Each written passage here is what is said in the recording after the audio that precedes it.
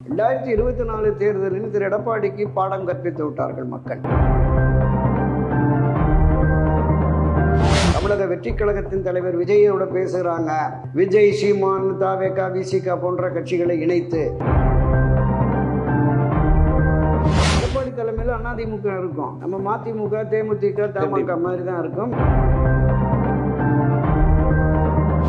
கட்சியை ஒன்றிணைத்தால் 2026 ஓரளவுக்கு ஒரு மரியாதைக்குரிய வெற்றியாவது கிடைக்கும். இல்லை என்றால்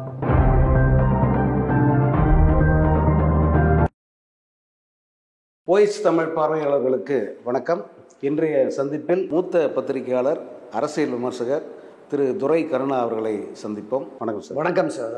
இனி எந்த காலத்திலும் பாஜகவோட கூட்டணியே இல்லை அப்படின்னு சொன்ன எடப்பாடி பழனிசாமி அவர்களை கட்டாயப்படுத்தி கூட்டணிக்கு கொண்டு வந்தாங்க. தமிழ்நாட்டில் கூட்டணி ஆட்சிங்கிற அந்த கான்செப்டே எடுபடாது அப்படின்னு தெரிஞ்சும் கூட தொடர்ச்சியாக கூட்டணி ஆட்சி, ஆட்சியில் பங்கு அப்படிங்கிற அந்த கருத்தை தொடர்ச்சியாக அமித்ஷா அவர்கள் பேசிக்கிட்டு இருக்காங்க. இது ஒரு கட்டத்தில் இதுவரைக்கும் அமைதியாக இருந்த எடப்பாடி ஒரு கட்டத்தில் இப்போ கூட்டணி ஆட்சி அப்படிங்கிறது கிடையாது, அதிமுக தனிப்பெரும்பான்மையோட ஜெயிக்கும், அதிமுக தான் ஆட்சி அமைக்கும் அப்படிங்கிற அந்த பாயிண்ட்டுக்கு வந்திருக்கார்.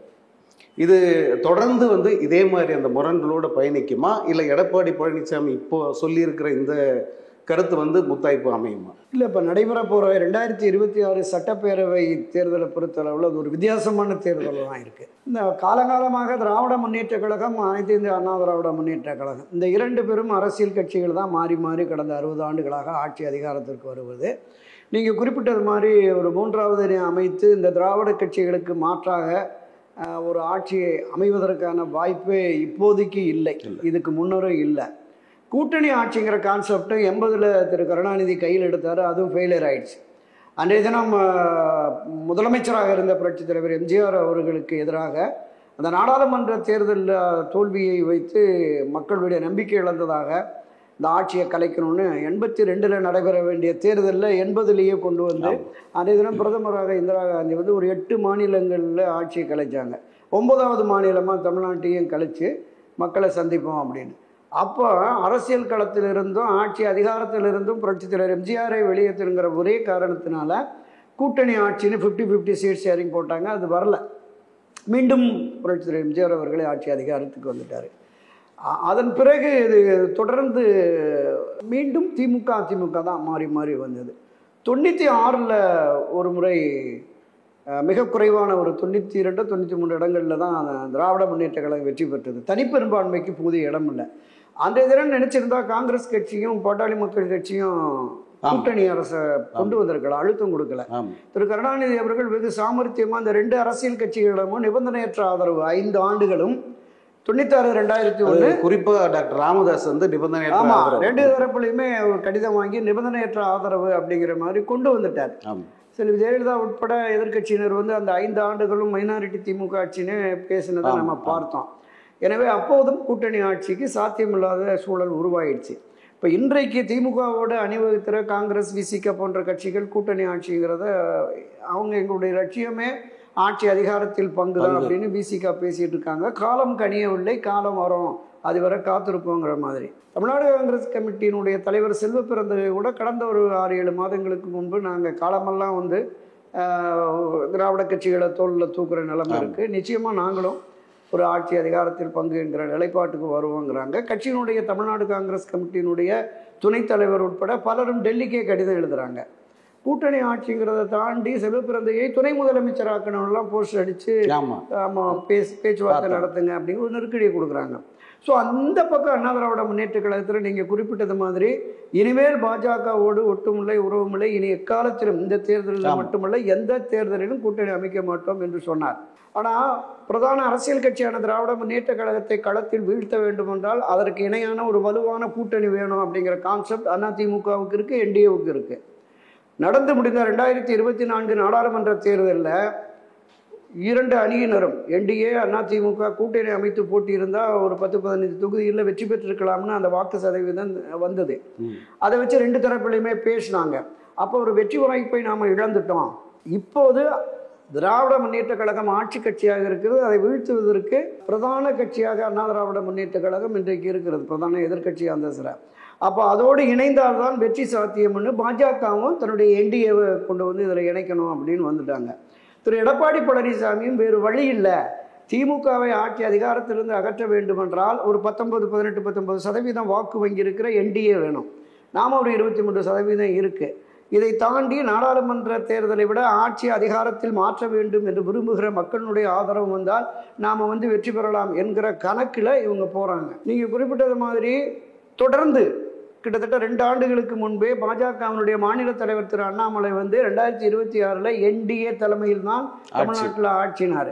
அவரோடு அணி சேர்ந்திருக்கிற டிடிவி தினகரன் கடந்த வாரம் வரைக்கும் அதான் சொல்றாரு, என்டிஏ தலைமையில் தான் கூட்டணி ஆட்சிங்கிறார். திரு அமித்ஷா அவர்கள் தொடக்க முதலே அதை சொல்லிட்டு இருக்கிறார்.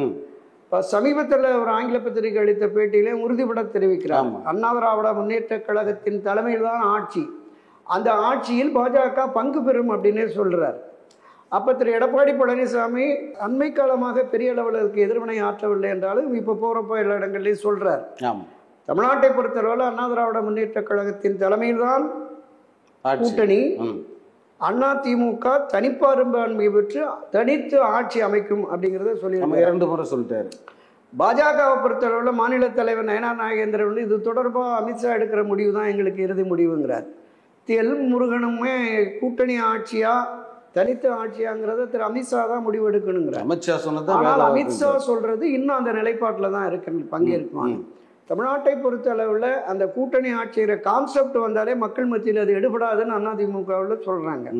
அப்ப காலப்போக்கில் இது ஒரு தெளிவான முடிவை திரு எடப்பாடி பழனிசாமும் அமித்ஷாவும் உட்கார்ந்து பேசி, டெல்லியில போய் கூட உட்கார்ந்து பேசி, திரு எடப்பாடி பழனிசாமி தலைமையில் அண்ணா திராவிட முன்னேற்ற கழகம் தனித்து ஆட்சி அமைக்கும், ஒருவேளை தனி பெரும்பான்மை கிடைக்காவிட்டால் அப்ப நாங்க அங்கே வைப்போங்கிற மாதிரி ஒரு கிளியர் கட்ட ஒரு தெளிவான முடிவை அவர் அறிவிக்கணும் அமித்ஷா. அப்ப அது இல்லாத வகையில் இந்த குழப்பம் இருக்கும்.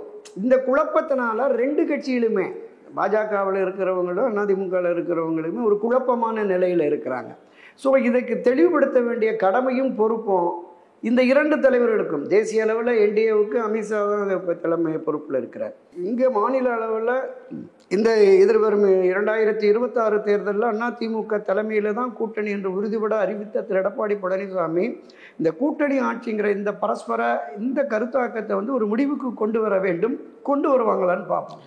இப்போ கூட்டணி குறித்து பேசுவதற்கு வந்து எடப்பாடி பழனிசாமி அமித்ஷா போய் நேராக போய் பார்த்தாரு. அதில் அவருக்கு எந்த தயக்கமும் இல்லை. அவர் சொல்லாமல் ரகசியமாக போய் பார்த்தாருன்ற குற்றச்சாட்டு இருந்தாலும் போய் சந்திச்சார், பேசினார்.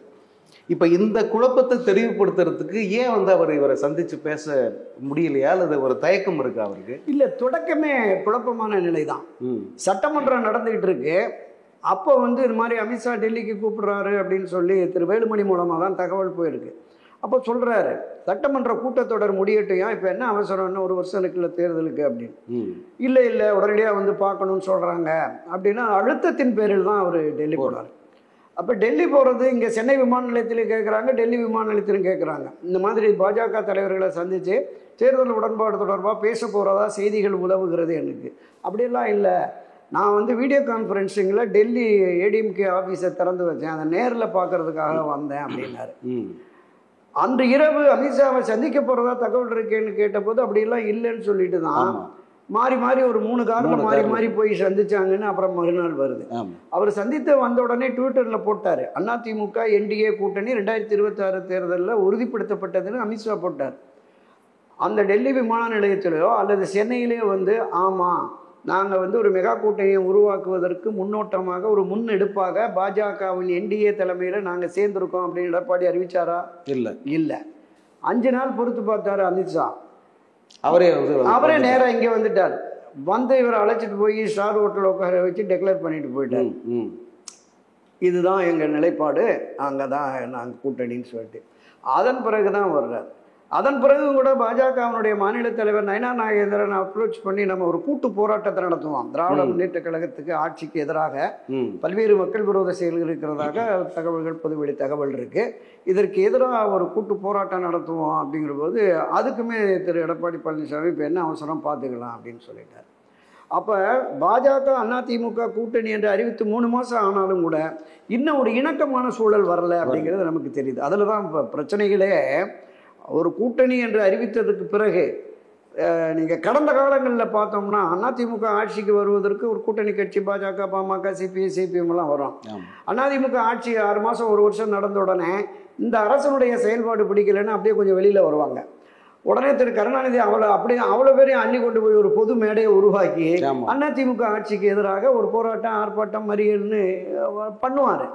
ஸோ அந்த அணுகுமுறை இல்லை. இப்போ திராவிட முன்னேற்ற கழகத்திற்கு எதிராக இருக்கிற அரசியல் கட்சிகளை ஒன்று திரட்டவோ அல்லது அந்த கட்சிக்கு எதிராக போராடுபவர்களை ஒன்று திரட்டு அவர்களுக்கு கரங்கோர்த்து அவர்களுக்கு பின்னணியில் இருந்த இயக்கவோ திரு எடப்பாடி பழனிசாமி முயற்சிக்கலை. அந்த அணுகுமுறையே இல்லை. வந்த பாஜகவை கூட ஒரு இணக்கமான போக்கு இல்லை அப்படிங்கிறதான் நிதர்சனமாக இருக்கிறது.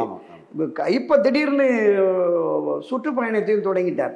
இப்போ யார் நம்மோடு இருக்கிறார்கள், திமுகவுக்கு இணையான வலுவான கூட்டணியை உருவாக்கி விட்டோமா அப்படிங்கிற சந்தேகம், பொதுவெளி சந்தேகம் அப்படியே இருக்கு. அந்த சந்தேகத்தை தொடர விட்டு இவர் மட்டும்தான் போறார். இப்போ நாளை பாஜக, பாமக, தமாக, தேமுதிகன்னு எல்லா கட்சிகளும் இணைந்ததற்கு பிறகு அவங்களுக்கு 70-80 சீட்டாவது கொடுப்பாங்க. அங்கே அந்த கட்சிகள் வேட்பாளரை போட்டியிடுவாங்க. இப்போ திரும்ப ஒரு தடவை டூர் போய் அந்தந்த கட்சிக்கு இந்த சின்னத்துக்கு ஓட்டு போடுங்கன்னு சொல்ல வேண்டிய நிலைமை இருக்கும். இப்போ 234 தொகுதிகளிலும் போய் மீண்டும் அதிமுக ஆட்சிக்கு ஓகே வாக்களியுங்கள் அப்படின்னு தான் இவர் பிரச்சாரம் பண்ண முடியும். இப்போ இதுலேயும் ஒரு முரண்பாடுகள் இருக்கிறது. எனவே இந்த சிக்கலை எப்படி தீர்க்க போகிறார்கள் அப்படிங்கிறது தான் பொதுவெளி பார்வை. இதையும் தாண்டி ஒரு வலிமை மிக்க ஒன்றுபட்ட அதிமுக உருவானால்தான் வெற்றி சாத்தியம் அப்படிங்கிறது அரசியல் விமர்சகர்கள், பொது பார்வையாளர்கள், பத்திரிகையாளர்கள், ஊடகங்களில் வருது. தென் மாவட்டங்களில், டெல்டா மாவட்டம் அந்த பகுதிகளில் திரு ஓபிஎஸ், திருமதி சசிகலாவுக்கு கணிசமான வாக்கு வங்கி இருக்கு. இதை திரு அமித்ஷா 2021 சொல்றாரு. அமமுக டிடிவி தினகரனுக்கு 42 தொகுதிகளில் செல்வாக்கு இருக்கு. அதிமுகவினுடைய வெற்றியை அது பாதிக்கும். 15 இடங்கள் கொடுங்க, நாங்கள் டிடிவி தினகரனுக்கு கொடுத்துட்றோம் அப்படின்னும் போது திரு ஓபிஎஸ் ஒத்துக்கிட்டார்.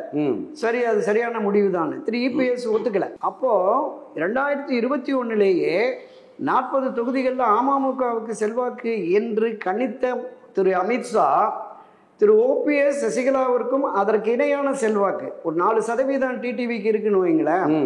அது +4% இவங்க 2 பேருக்கு சேர்த்து இருக்கும்ல.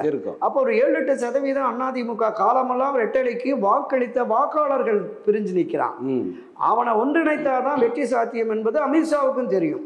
இப்போ காலப்போக்கில் அந்த நிலைப்பாட்டை ஒன்றுபட்ட அதிமுகவை உருவாக்கி அவர்கள் கையில் ரெட்டலை சின்னத்தை கொடுத்து என்டிஏ அணி இணைந்ததுன்னா திராவிட முன்னேற்ற கழகத்துக்கு எதிராக தீவிரமாக களமாடலாம், வெற்றி கூட சாத்தியம் என்று பேசலாம். ஆனால் நிலைமை இப்போ வேற மாதிரி இருக்கு. இந்த நிலைப்பாடு என்பது திமுகவினுடைய வெற்றிக்கு சாதகமா போயிடும் அப்படிங்கிறது தான் இதுவரையிலுமான நிலையா இருக்கு. தேர்தல் அரித்மெட்டிக் கூட்டணி கணக்குகள் அதை மையப்படுத்தி தான் அதிமுக பாஜக கூட்டணி ப்ளஸ் இன்னும் சில கட்சிகளை சேர்த்து என்டிஏ கூட்டணி அப்படிங்கிற ஒரு கணக்கு அவங்களுக்கு இருக்குது. ஆனால் களத்தில் மக்கள் மனநிலை என்னவா இருக்குது? இப்போ அண்மையில் ஒரு தொலைக்காட்சியில் மக்கள் மனநிலை என்ன சொல்கிறாங்க, அதிமுக பாஜக கூட்டணி பற்றி அவங்க கருத்து என்ன அப்படின்னு கேட்கும்போது, இந்த பாஜக தவிர்த்துட்டு அதிமுக இன்னும் கூட்டணி கட்சிகளோட வந்தால் அதை பரிசீலிக்கலாம் அப்படிங்கிற மாதிரியான மனநிலை தான் மக்கள்கிட்ட இருக்குது. அது எடப்பாடிக்கும் தெரிஞ்சிருக்கும் அப்படிங்கிறது தான் நம்ம புரிஞ்சுக்கிறோம். ஏன்னா அவருடைய பேச்சு, அவர் சொல்கிற பதில், அதே போல் ஆரம்ப கட்டத்தில் பாஜகவுக்கு அவர் முகம் கொடுக்காமல் இருந்தது, இதையெல்லாம் வச்சு பார்க்கும்போது எடப்பாடி அவர்களுக்கும் கூட இந்த கூட்டணியில் பெரிய அளவுக்கு உடன்பாடு இல்லை. இந்த பாஜக தவிர்த்துட்டு மற்ற கட்சிகளை எல்லாம் அரவணைச்சு ஒன்றா போனால் களத்தில் மக்கள் மத்தியில் எடுபடுவதற்கான வாய்ப்பு இருக்குது அப்படிங்கிறது தான் ஒரு யதார்த்தமாக தெரியுது. ஏன் அந்த நிலையை அவங்க எடுக்கிறதுக்கு அவங்களுக்கு என்ன தயக்கம் இருக்குது, என்ன அழுத்தம் இருக்குது? தமிழ்நாட்டை பொறுத்தளவில் பாரதிய ஜனதா கட்சிக்கு பெரிய அளவில் செல்வாக்கு இல்லைங்கிறது நிதர்சனம். பல தேர்தல்களில் நாம் பார்த்தோம். செல்வாக்கு இல்லைங்கிறத விட ஒரு வெறுப்பு உணர்வு இன்னும் கூட ஒரு நிச்சயமா. அதாவது அரசியல் வேறு, ஆன்மீகம் வேறுங்கிறதுல தமிழ்நாடு மக்கள் தெளிவாக இருக்கிறாங்க. இங்கே 90%, 97% இந்துக்கள் இருந்தாலும் கூட அவர்கள் வழிபாடு, தெய்வ வழிபாடு, கோவில் திருவிழாக்கள் பங்கேற்றாலும் கூட இந்த இந்துத்துவாவை முன்னெடுக்கிற பாஜகவுக்கு ஆதரவு நிலைப்பாடு என்பது இல்லை. அதனால தான் 2014 தேர்தலில் குஜராத்தின் மோடியா, தமிழகத்தின் லேடியான்னு சவால் விட்டு நீங்கள் தமிழக தேர்தல் அரசியல் வரலாற்றே இல்லாத அளவுக்கு ஒரு மாநில கட்சி 39 தொகுதியில் போட்டியிட்டு 37 இடங்களில் வெற்றி பெறக்கூடிய நிலை இருந்தது. தனித்து போட்டியிட்டு வெற்றி பெறக்கூடிய நிலை இருந்தது. அதன் பிறகு திராவிட முன்னேற்ற கழகமும் அதே நிலைப்பாட்டில், பாஜக எதிரான நிலைப்பாட்டில் அவங்களுமே இப்போ 40க்கு 40 100% வெற்றியை பெற்று விட்டார்கள். அதில் எந்த மாற்று கருத்துமே இல்லை. காலச்சூழல் என்பது ஒவ்வொருவருக்கும் ஒவ்வொரு பாடத்தை கற்பிக்கும். 2024 தேர்தலில் திரு எடப்பாடிக்கு பாடம் கற்பித்து விட்டார்கள் மக்கள். பாரதிய ஜனதா கட்சியோடு வெளியில் வந்தால் நமக்கு ஒரு வலுவான கூட்டணி வரும், திராவிட முன்னேற்ற கழகத்திலே அணி சேர்ந்திருக்கிற 1-2 அரசியல் கட்சிகள் நம்மிடம் வருவார்கள். வெளியில் இருக்கிற கட்சிகளுக்கு கூட தயக்கம் பாஜக தான். அதான் சிறுபான்மை மக்களுடைய வாக்குகளும் நமக்கு பெருமளவு கிடைக்கும் என்று அவர் வியூகம் வகுப்பதற்காக பாஜகவிலிருந்து வெளியில் வந்தனார். கடைசி வரைக்கும் SDPI கட்சியை தவிர எதுவும் வரல. கடைசியாக தேமுதிக வந்தது. அப்போ அவர் எதிர்பார்த்த அந்த வலுவான கூட்டணி உருவாகவில்லை. அதனுடைய விளைவு 2024 தேர்தலில் ஒரு பெரும் பின்னடைவு, சரிவு அதிமுகவுக்கு ஏற்பட்டுருச்சு. NDA கூட்டணியுமே ஒரு 10-18%, 19% வாக்குகள் வாங்கினாலும் ஒரு தொகுதியிலும் வெற்றி பெற முடியாத நிலை உருவாயிடுச்சு. அப்போ திராவிட முன்னேற்ற கழகம் வலுவான கட்டமைப்போடு கூட்டணி பலத்தோடு இருக்கிறது. அவர்களை முறியடிக்க வேண்டும் என்றால் நமக்கு ஒரு வலுவான கூட்டணி தேவை அப்படிங்கிற அந்த உணர்வும் எண்ணமும் வந்ததுனால வேறு வழியே இல்லாமல் காலத்தின் கட்டாயத்தின் அடிப்படையில் தான் பாஜகவோடு உடன்பாடு வச்சிருக்காரு. நம்ம தொடக்கத்தில் பேசினோம்ல, டெல்லியிலையும் சொல்லலை, இங்கேயும் சொல்லலை. அவருக்கு இதில் முழு உடன்பாடு ஏற்பட்டிருந்தால் அன்னைக்கு அவர் அறிவிச்சிருப்பார்ல. அந்த மனத்தாங்கள் இருக்கு. இன்றும் கூட தமிழக வெற்றி கழகத்தின் தலைவர் விஜயோட பேசுகிறாங்க. விஜய், சீமான், தவேகா, விசிகா போன்ற கட்சிகளை இணைத்து பாஜக தவிர்த்த ஒரு கூட்டணியை உருவாக்கலாம் அப்படிங்கிற கான்செப்டும் வந்து அதற்கான பூர்வாங்க பேச்சுவார்த்தைகள் மறைமுகமாக நடந்துகிட்டு இருக்கிற போதுதான் பாஜக டெல்லிக்கு தூக்கிட்டு போய் உடன்பாடு வச்சிருந்தீங்கிற ஒரு தகவல் நமக்கு இருக்கு. அது இருக்கு. இப்ப இன்றைக்கும் கூட வெற்றிக்கழகத்தோடு இன்னும் பேசிட்டு இருக்காங்க அப்படிங்கிற மாதிரி பொதுவெளிகளில் தகவல் இருந்தது. அதை ஒரு செயற்குழு மூலமா உடைச்சிட்டாங்க. முதலமைச்சர் வேட்பாளரே திரு விஜய் தான். ஏன்னா இங்க பாஜக கூட்டணி வந்ததால அந்த முடிவை அவங்க எடுத்திருக்காங்க. பாஜக இல்லாம இருந்திருந்தா விஜய் கூட வந்து அது ஒரு ஓப்பனா இருந்திருக்கும். ஆமா, இப்போ திமுகவை வீழ்த்துவதற்கு இந்த ஒன்றுபட்ட அதிமுக, திருமதி சசிகலா, டிடிவி தினகரன் உள்ளிட்ட எல்லோரையும் ஒருங்கிணைந்த அண்ணா திராவிட முன்னேற்ற கழகம் என்று வருகிற பொழுது அது வலுவான கட்டமைப்பாக ஒரு ஆகப்பெரிய கட்சியாக தான் அதிமுக இருக்கிறது. எனவே அப்படிப்பட்ட ஒரு சூழல் வந்து NDAவும் இருந்து இந்த திமுகவை வீழ்த்தலாம் அப்படிங்கிற அந்த கான்செப்ட்ல இன்னுமே திரு எடப்பாடிக்கு உடன்பாடு இல்லாம தான் இருக்கிறார். வெளியில போனவங்களையும் சேர்க்க மாட்டேங்கிறார். பாஜகவோடையும் ஒரு இணைந்து கூட்டு போராட்டத்தை நடத்துவோம் அப்படிங்கிறதுக்கு ஒரு வரலை. தன்னை நம்பி மட்டுமே போறார். இப்போ இதுவரையிலும் அண்ணா திராவிட முன்னேற்ற கழகத்தில் புரட்சித் தலைவர் எம்ஜிஆருடைய செல்வாக்கு, ஆளுமை, அவரோட கட்சியை வச்சிருந்த கட்டமைப்பு, தொண்டர்கள் அவர் மீது 100% ஈர்ப்பு இருந்தது தான் வெற்றியை கொடுத்தது. அவர் மறைவுக்கு பிறகு செல்வி ஜெயலலிதா மிகச்சிறந்த ஆளுமையாகவும் கட்டமைப்போட கட்சியை வச்சிருந்ததுனாலும் மக்கள் செல்வாக்கு இருந்ததுனாலும் அந்த செல்வாக்கின் அடிப்படையில் தான் இவர் முதலமைச்சராக திரு எடப்பாடி வர முடிஞ்சது. இன்றைக்கு திரு எடப்பாடியை தன்னையே முன்னிலைப்படுத்தி இப்போ தனக்கு என்ன முதலமைச்சராக ஓட்டு போடுங்க அப்படின்னு தான் போகணும். அது எந்த அளவிற்கு சாத்தியம் அப்படிங்கிறது தான் இப்போ மக்கள் மத்தியில். எம்ஜிஆர் ஜெயலலிதாங்கிற அந்த லீடர்ஷிப் வேற இல்ல. இன்னொன்னு அவங்க கூட்டணி கணக்குகளுக்கு அப்பாற்பட்டவர்கள் இந்த 2 பேருமே. ஏன்னா அவர்களுக்காகவே ஓட்டு போடுற கூட்டம் மிகப்பெரிய கூட்டம். அதுதான் இப்ப தேர்தல் கணக்குகளை மிஞ்சின கூட்டம். அதெல்லாம் உண்மை. அதுதான் இப்ப இருக்கு மிகப்பெரிய சிக்கலே. அதனாலதான் கூட்டணியை வலுப்படுத்தணும். இப்ப பிரிந்து கிடக்கிற சக்திகளை ஒன்றிணைத்து நாங்கள் மீண்டும் ஒரு ஒன்றுபட்ட வலிமை மிக்க அதிமுகவா இருக்கிறோம் அப்படின்னா நீங்க பாஜக இங்க வந்து தான் பேசுவாங்க.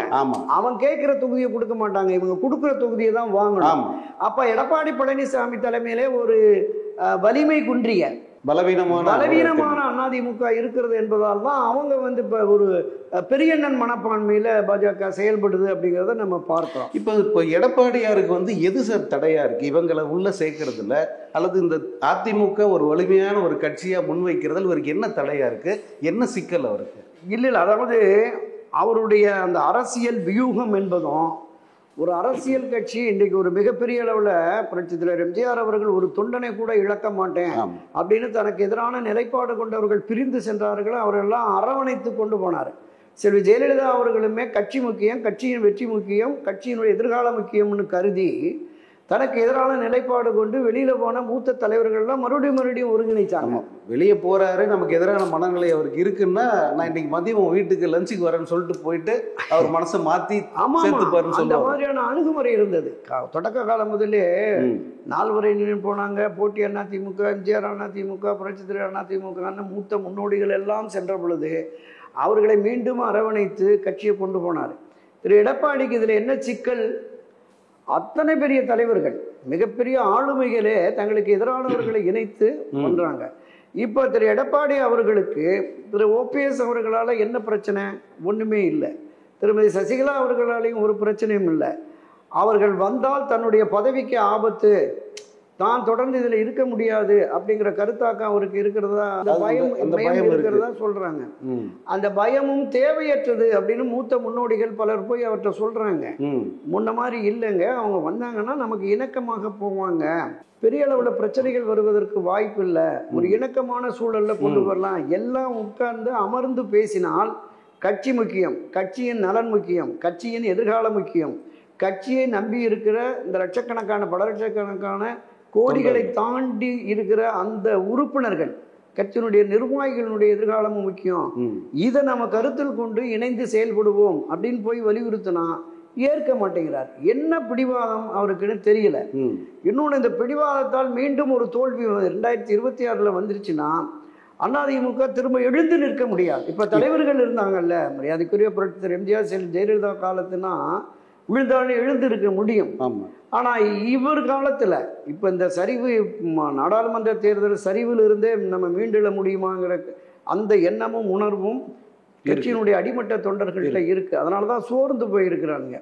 இந்த சோர்விலிருந்து அவன் நீக்கி திமுகவுக்கு எதிராக தீவிரமாக களமாட வேண்டும் என்றால் ஒன்றுபட்ட அதிமுக வேணும்னு தான் எல்லோருடைய கருத்தாக்கமும் இருக்கிறது. அதை ஏற்க மறுத்து திரு எடப்பாடி பிடிவாதமா, தோத்தாலும் நான் எதிர்கட்சி தலைவராக இருப்பேன், இதே மாதிரி நானே பொதுச் செயலராக இருப்பேன், நானே அதிமுகவினு இருப்பேன் அப்படின்னார்.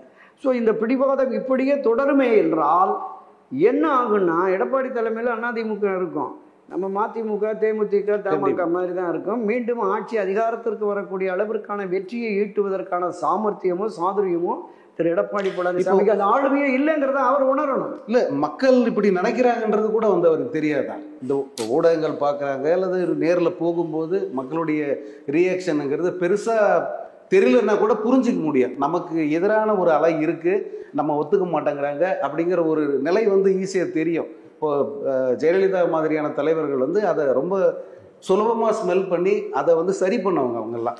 இவருக்கு அந்த தன்மை இல்லையா, அது தெரியலையா? இல்லை, அதுதான் நம்ம அடிக்கடி ஒரு பழமொழி சொல்லுவாங்கள்ல, தூங்குபவர்களை எழுப்பலாம், தூங்குபவர்களை நடிக்கிறவனை எழுப்ப முடியாதுன்னு. அது மாதிரி தான் கலை யதார்த்தம் புரிந்தும் நீங்கள் சொன்ன மாதிரி அவருக்கு சாதாரண கிளை செயலாளர்லேருந்து அரசியலில் பயணித்தவர். இப்போ 40 வருஷமாக சிலுவம்பாளையம் கிளை செயலாளர் தொடங்கி ஒன்றிய நகர மாவட்ட பொறுப்பு, எம்எல்ஏ எம்பி மந்திரின்னு இருந்த இவருக்கு அரசியல் கள நிலவரம் தெரியாமல் இல்லை. ஆனாலும் தான் முக்கியம், தன்னுடைய சுயநலம், தான் தொடர்ந்து தலைமை பொறுப்பில் இருக்கணும் அப்படிங்கிற அந்த சுயநலத்தின் வெளிப்பாடாகத்தான் அவருடைய பிடிவாதத்தை பார்க்குறோம். இந்த பிடிவாதத்தால் 1000 ஆண்டுகளை கடந்தும் அதிமுக நின்று நிலைத்திருக்கும் என்று பேசிய புரட்சி தலைவர் எம்ஜிஆருடைய அந்த எண்ணமும் அவருடைய அந்த தொலைநோக்கு பார்வையும் தொலைந்து போய்விடும். 100 ஆண்டுகளை கடந்தும் இந்த அண்ணா திராவிட முன்னேற்ற கழகம் ஆட்சி அதிகாரத்திலே இருக்கும் என்று சட்டப்பேரவையிலே செல்வி ஜெயலலிதா சொன்னார்ல, அவருடைய எண்ணமும் சிதைந்து போய்விடுங்கிறத திரு எடப்பாடி உணர்ந்து, நான் குறிப்பிட்டது மாதிரி தன்னுடைய சுயநலத்தை மறந்து கட்சியின் நலன் முக்கியம், கட்சியின் எதிர்காலம் முக்கியம், கட்சியின் வெற்றி முக்கியம். எப்படிப்பட்ட வெற்றி? திராவிட முன்னேற்ற கழகத்தை ஆட்சி அதிகாரத்தில் இருந்து அகற்றி அதிமுகவை ஆட்சியில் அமர்த்தக்கூடிய வெற்றியை பெற வேண்டும் என்றால் திரு எடப்பாடி இந்த பிடிவாதத்தை தளர்த்தணும். எப்படி பாஜகவோடு ஒட்டுமில்லை, உறவும் இல்லை, இது எந்த காலத்திலும் கூட்டணி சேர மாட்டோம் என்கிற பிடிவாதத்தை தளர்த்தி பாஜகவோட உடன்பாடு வச்சிருக்காருல்ல, அது மாதிரி திரு ஓபிஎஸ் திருமதி சசிகலாவை எக்காலத்திலும் சேர்க்க மாட்டேன் என்கிற பிடிவாதத்தையும் தளர்த்தி கட்சியை ஒன்றிணைத்தால் 2026 ஓரளவுக்கு ஒரு மரியாதைக்குரிய வெற்றியாவது கிடைக்கும். இல்லை என்றால் திராவிட முன்னேற்ற கழகம் மீண்டும் ஆட்சி அதிகாரத்திற்கு வந்துவிடும். அதன் பிறகு ஏற்படுகிற சிக்கலில் இருந்து கட்சியை அவரால் காப்பாற்ற முடியாதுங்கிறது தான் கலை யதார்த்தம். எடப்பாடி இந்த பிரச்சாரத்தின் போது முன்வைக்கிற கருத்துக்கள் எல்லாம் மிகப்பெரிய சர்ச்சையாகுது. அதாவது ஒரு ஆர்எஸ்எஸ் கட்சிக்காரங்க கூட பேச முடியாத அல்லது பேச தவிர்க்கக்கூடிய விஷயங்கள் எல்லாம் எடப்பாடி பேசுகிறாரே அப்படிங்கிற ஒரு விமர்சனம் பகிரங்கமாக வருது. இப்போ ஆரம்பத்தில் பாஜகவை தவிர்த்து எடப்பாடி இப்போ அந்த பாஜகவுக்குள்ளேயே ஐக்கியமாயிட்டாரா அப்படிங்கிற ஒரு கேள்வியை எல்லாரும் முன்வைக்கிறாங்க. இல்லை, அரசியல் களத்தில் அதான் சொல்கிறேன். இப்போ அரசியல் களத்தில் கூட்டணி உறுதியாகி விட்டது. 2026 தேர்தலில் இந்த கூட்டணியோடு தான் நாம் பயணிக்க வேண்டும் அப்படிங்கிற நிர்பந்தம் கட்டாயம் வந்துடுச்சு. அப்போ இந்த கூட்டணிக்கு என்டிஏ தான் பிரதான அம்சமாக கூட்டணியில் இடம்பெறுகிறது. அந்த என்டிஏ தலைமையிலான ஆட்சி தான் மத்தியில் இருக்கிறது. எனவே அந்த ஆட்சிக்கு எதிரான நிலைப்பாட்டை ஒருபோதும் அவர் எடுக்க முடியாது. அப்படி எடுக்க முடியாத நிலையில் அவர்களுக்கு ஆதரவான கருத்துக்களை பொதுவெளிகளில் பேசி தீர வேண்டிய கட்டாயம் திரு எடப்பாடி பழனிசாமிக்கு ஏற்பட்டு விட்டது. அந்த கட்டாயத்தின் அடிப்படையில் தான் இந்த பிரச்சாரத்தை அவர் முன்னெடுத்திருக்காருன்னு நம்ம தமிழ் மக்களுக்கு இல்லை தமிழ்நாட்டுக்கு வந்து எதிரான ஒரு கண்ணோட்டம் தானே இது. ஏன்னா இந்த மக்கள் அதை ஒரு நாளும் ஏற்றுக்கிட்டதே இல்லையே, அவர்கள் சித்தாந்தங்களையும் ஏற்றுக்கிட்டது இல்லை. இந்த மாதிரியான ஒரு பார்வை எல்லா அது தனியார் கோயிலாக இருக்கட்டும் அரசு கோயிலாக இருக்கட்டும் அங்கே வருகிற வருமானத்தை வந்து அவங்க மக்கள் நலனுக்கு தான் செலவு பண்ணுறாங்க. ஒரு சின்ன உதாரணம், ஒரு ரத்னகிரி மலைன்னு வச்சுக்கோங்களேன். அந்த மலை கோயில், அது ஒரு கோயில் தான் அதுக்கு சோர்ஸு. அந்த கோயிலேருந்து வருகிற வருமானத்தை அவங்க மருத்துவமனை கட்டுறாங்க, கல்வி நிலையம் கட்டுறாங்க, ஏழை மக்களுக்கு வந்து நாங்கள் சர்வீஸ் பண்ணுறோன்னு சொல்கிறாங்க. இதைத்தானே வந்து அரசு இந்த இந்து கோயில்கள்லேருந்து எடுத்து செய்கிறாங்க. அதை எப்படி வந்து மக்களுக்கு விரோதமான விஷயமா அவர் எடுத்து பேசுறாரு? இது வந்து ஒரு ஆர்எஸ்எஸ் கண்ணோட்டம் இல்லையா அப்படிங்கிற ஒரு கேள்வியை வந்து கட்சிக்கு அப்பாற்பட்ட மக்கள் வந்து கேட்குறாங்க. இல்லை, நிச்சயமா இது போன்ற விஷயங்களை திரு எடப்பாடி கையில் எடுத்தது தவறு, அதில் எந்த மாற்று கருத்துமே இல்லை. நமக்கு தமிழக மக்களினுடைய வாக்குகள் தான் முக்கியம். இதில் வந்து நீங்கள் ஒரு ஆர்எஸ்எஸ் சித்தாந்தத்தையோ அல்லது பாஜகவினுடைய பிரதான கொள்கையிலோ பிரதிபலிக்கிற மாதிரியான ஒரு செயலில் ஈடுபடுவது அவருக்கு ஒரு பின்னடைவை நிச்சயம் ஏற்படுத்தும். அதில் எந்த மாற்று கருத்தும் இல்லை. இப்போ வந்து இடைக்காலமாக தேர்தல் வெற்றி ஒன்றுதான் முக்கியம் என்று வருகிற பொழுது ஆட்சி கட்சியான திராவிட முன்னேற்ற கழகத்திற்கு எதிராக நாம் பிரச்சாரத்தை முன்னெடுக்க வேண்டும். எனவே திமுகவினர் என்ன செய்தாலும் அதை விமர்சிக்க வேண்டும் என்கிற பார்வை திரு எடப்பாடிக்கு இருக்கிறதுனால இந்த மூல காரணம் என்ன, இதனால் என்ன பாதிப்பு வரும் அப்படிங்கிற விஷயத்தை மறந்து அவருக்கு பிரதான எதிரியாக திமுக தோன்றுகிறது. திமுகவின் செயல்பாடுகளை விமர்சிக்க வேண்டும், அது எந்த துறையானாலும் பரவாயில்லை என்கிற பார்வை இருக்கிறது. அது சரியான அணுகுமுறை இல்லைன்னு என்பதுதான் என்னோட கருத்து. அது அவருக்கு ஒரு கண்மூடித்தனமான ஒரு எதிர்ப்பு அப்படிங்கிற மாதிரி இல்லை, அதாவது அது உங்களுடைய பார்வை. இது தேவையற்ற ஒரு சர்ச்சையை உருவாக்க கூடாது, அதை கையில் எடுத்திருக்க கூடாது என்பதுதான். இப்போ ஏன்னா கட்சியும் பலமா இருக்கு, கூட்டணியும் சொல்லிக்கிற மாதிரி இல்லை. இந்த நேரத்தில் வந்து இப்படி ஒரு சர்ச்சையில் வந்து அவர் சிக்கிறதுங்கிறது இன்னும் தானே அவரை பலவீனப்படும். அதுதான் சொன்னேன், ஒரு பின்னடைவை ஏற்படுத்தும். ஆனால் இது மாதிரி பிரச்சனைக்குரிய எந்த ஒரு விஷயத்தையும் அவர் கையில் எடுக்கக்கூடாது என்பதுதான் என்னோட கருத்து. பாஜக அதிமுக இவர்களுடைய அந்த இணக்கமான சூழல் எப்படி சார் இருக்கு எதிர்காலத்தில்? இதே அப்படியே பயணம் பண்ணுவாங்களா, இல்லை ஏதாவது ஒரு கட்டத்தில் இதுக்கு ஒரு முற்றுப்புள்ளி வருமா? இல்லை, இப்போ தேர்தலுக்கு இன்னும் ஒரு 8-9 மாதங்கள் இருக்குது. எப்போவுமே பார்த்தீங்கன்னா ஒரு தேர்தல் காலத்திற்கு ஒரு குறைந்தபட்சம் அல்லது அதிகபட்சம் ஒரு 6 மாத காலத்தில் தான் பிரச்சாரங்கள் மற்றதெல்லாம் இருக்கும். இந்த தேர்தலை பொறுத்தளவில் கிட்டத்தட்ட போன ஜனவரியிலேருந்து திமுக தேர்தல் களத்தில் இறங்கிருச்சு, பிரச்சாரத்தை முன்னெடுத்து பண்ணிட்டு இருக்காங்க. இன்னும் இவங்க கூட்டணியை பலப்படுத்தலை. யார் இவர்களோடு திராவிட முன்னேற்ற கழகத்திற்கு எதிரான நிலைப்பாடு கொண்ட எந்த அரசியல் கட்சியுமே, அவரோட அணி சேர்ந்திருக்கிற எந்த அரசியல் கட்சியுமே வர விரும்பலை. அவங்க முரண்பட்டு இருக்கிற மற்ற சிறிய கட்சிகளும் இங்கே வருமாங்கிறது கேள்விக்குறியாக தான் இருக்குது. பாட்டாளி மக்கள் கட்சியிலையும் அப்பா மகன் பிரச்சனை வந்து அதுவும் யாரோடு வருகிறார்கள் என்னங்கிறது தெரியலை.